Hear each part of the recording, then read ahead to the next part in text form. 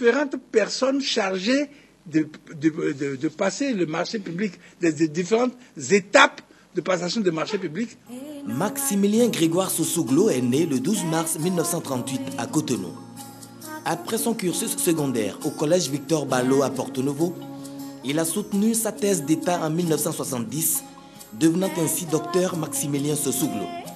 Toujours humble, Max ou Somax, comme aimaient l'appeler affectueusement les siens, continua de se former tout le long de sa vie.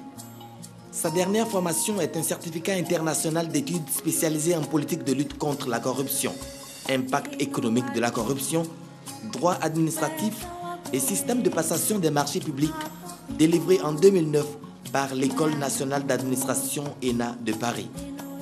Dr Maximilien Sosouglo est devenu le second président du FONAC, Front des organisations nationales de lutte contre la corruption.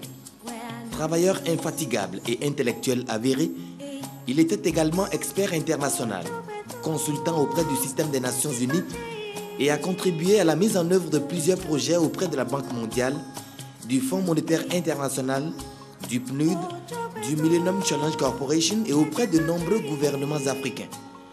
Il est décédé le 3 août 2011 à l'âge de 73 ans, laissant derrière lui 3 enfants et 2 petits-fils. Le docteur Maximilien Sosouglo a été un bon patriote. Il mérite des hommages distingués.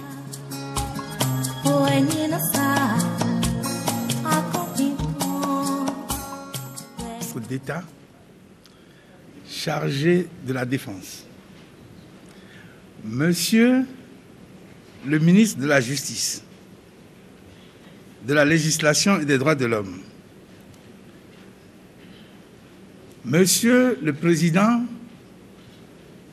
du Conseil économique et social,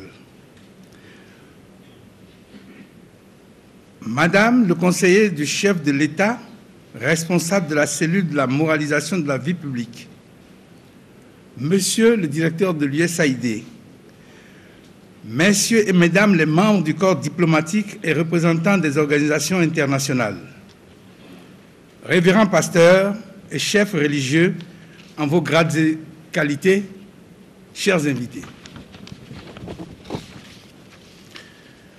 Permettez-moi tout d'abord de vous exprimer, au nom du bureau du conseil d'administration du FONAC et en mon nom personnel, nos remerciements pour l'honneur que vous nous faites en répondant à notre invitation de ce jour. En réalité, votre présence ici témoigne de l'intérêt que vous portez à ce fléau de la corruption qui ruine notre pays et de votre détermination à participer activement à la lutte pour l'enrayer ou tout au moins pour la diminuer. Pourquoi une journée nationale anticorruption? Et pourquoi avoir ciblé les chefs et les responsables religieux? La lutte contre la corruption est une œuvre de longue haleine et ne saurait se réduire à une assise d'un jour. Mais dans la routine du déroulement de la poursuite d'un but, il est bon de prendre un moment de réflexion pour mieux affûter ses armes et affiner sa stratégie.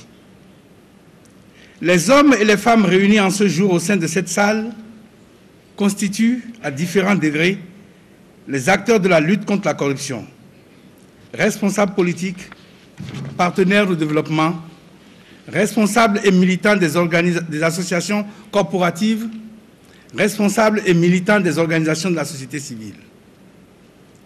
Je voudrais particulièrement insister sur la majorité des invités, j'allais dire, les acteurs d'honneur qui composent le podium de ce jour, les chefs religieux des différentes confessions et cultes de notre pays. C'est par votre action de formation morale, de la conscience de vos fidèles, que les préoccupations du FONAC se retrouvent dans votre champ d'action.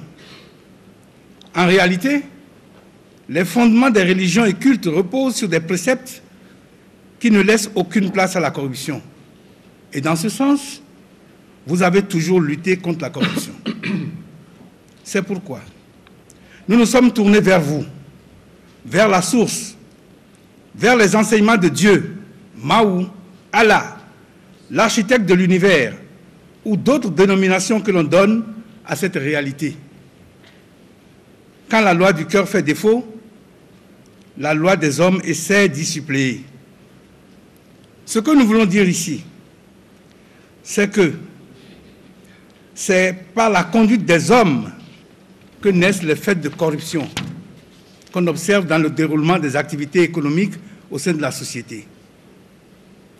C'est ainsi que la corruption devient un phénomène économique par les conséquences graves dans les activités des hommes. La loi est implacable. On récolte ce que l'on a semé. Et c'est pour ça que nous devons nous unir pour combattre la corruption. Nous l'avons dit. Les participants réunis dans cette salle agissent à différents titres contre la corruption. Le FONAC a voulu attirer l'attention sur l'aide des églises et des organisations religieuses qui, par leurs soucis et leurs actions, veillent aux intérêts généraux de la société et font partie à ce titre de la société civile, concept de la pensée sociologique contemporaine méritant un débat à ouvrir sur un autre podium que celui-ci. Je ne pourrai pas terminer mes propos sans adresser mes remerciements, les remerciements du FONAC à l'USAID qui, par son soutien financier, nous a permis l'organisation de cette journée. Je vous remercie. Mais ils y sont arrivés avec une poignée de gens. Et surtout vous, les jeunes, vous qui devez justement mobiliser les opinions et faire en sorte que nous luttions contre ce phénomène-là, il va falloir que vraiment vous nous aidiez un peu. Je me t'ai inquiété parce que je me suis dit comment? Lui, jeune là, il ne croit plus. Bon, moi, un peu plus jeune là, j'y crois encore. Hein? Non, vous ne pouvez pas baisser les bras. On ne peut pas laisser faire ce qui se passe dans notre pays actuellement. Ce n'est pas possible. Vous-même, vous le savez. Vous voyez maintenant tout le monde. C'est là. On dit qu'il y a la famine, on a mal géré, on a eu des politiques qui n'étaient pas conséquentes parce qu'on a eu des options qui étaient mauvaises. Mais il faut que nous serrons la ceinture. Et encore une fois, nous ne disons pas ces choses-là pour être contre quelqu'un. C'est pour que ça cesse.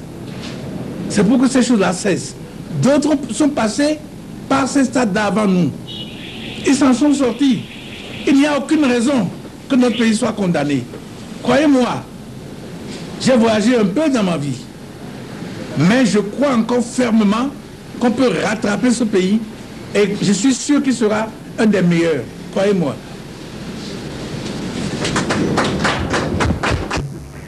Oui, mais doucement.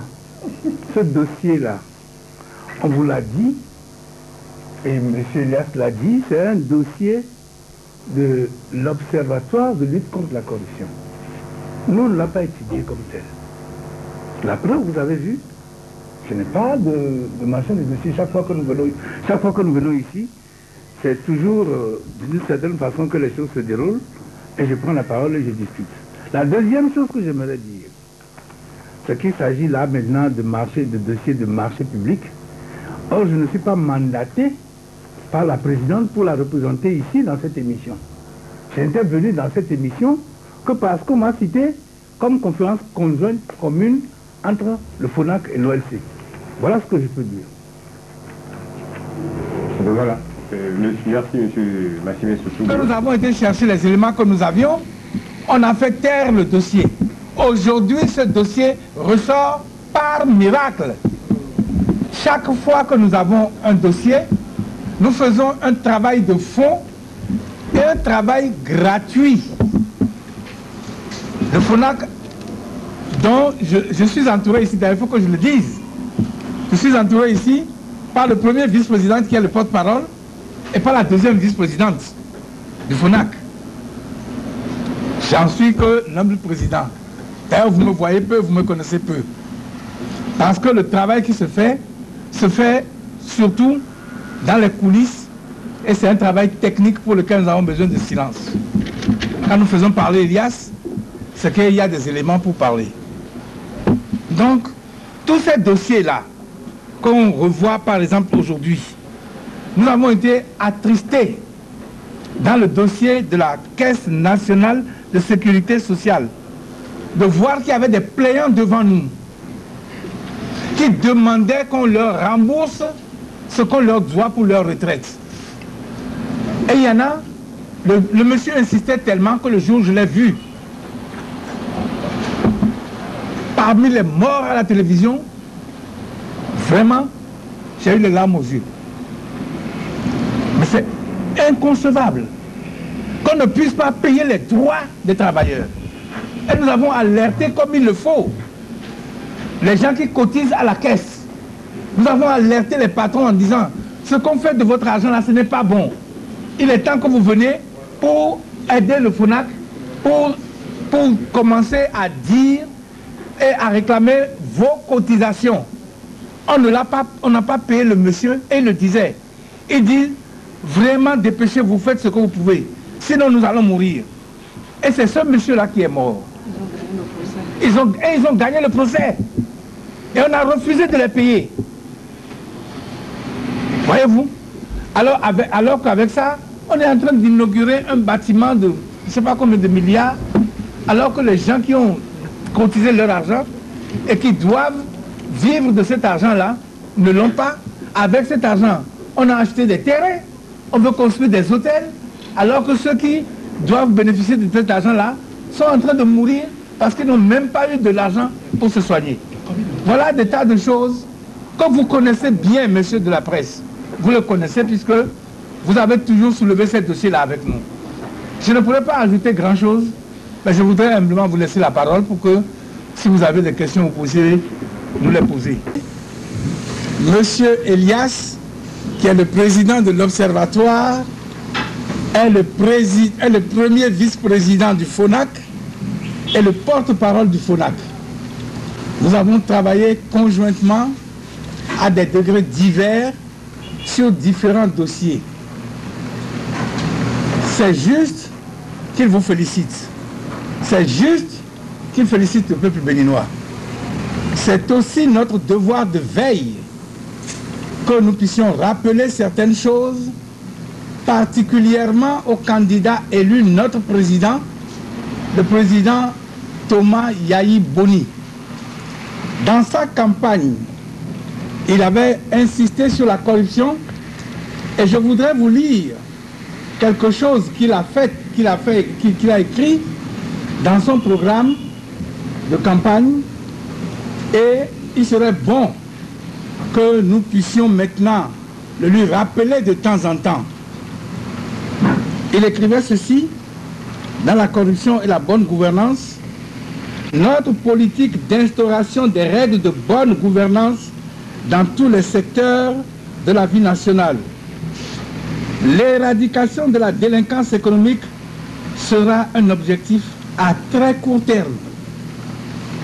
Les mesures en matière de bonne gouvernance seront immédiates et s'attaqueront à la corruption dans tous les secteurs d'activité en partenariat avec la société civile.